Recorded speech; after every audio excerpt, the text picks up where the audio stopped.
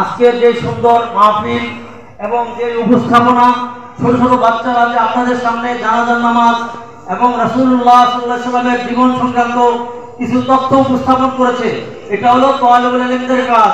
এই সমস্ত কাজগুলো মাদ্রাসায় শিক্ষা দেওয়া হয়। ঠিক আছে ভাই?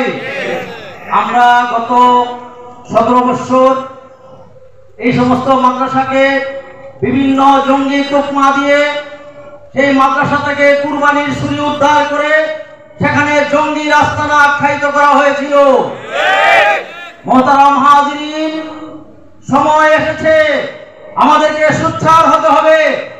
আবারও এক গ্রুপ তারা আবারও সেই নাটকের পায়তাবা করছে।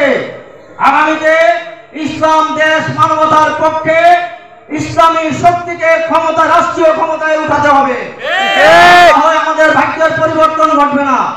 আমি সময় স্বল্প, মুহতারাম আপনাদের সামনে উপস্থিত, নির্ধারিত শিডিউলের মাঝখানে আমার শিডিউল, আমি দুঃখ প্রকাশ করছি। প্রতিষ্ঠানের কর্তৃপক্ষের নিকট আমি আমার কৃতজ্ঞতা প্রকাশ করছি এবং আপনাদের সামনে আমি দোয়া এবং আগামী নির্বাচনে ইসলামের পক্ষে সমর্থন আদায়ের জন্য দোয়া চেয়ে আমি আমার সংক্ষিপ্ত আলোচনা এখানে শেষ করছি। আসসালামু আলাইকুম ওয়া রাহমাতুল্লাহ।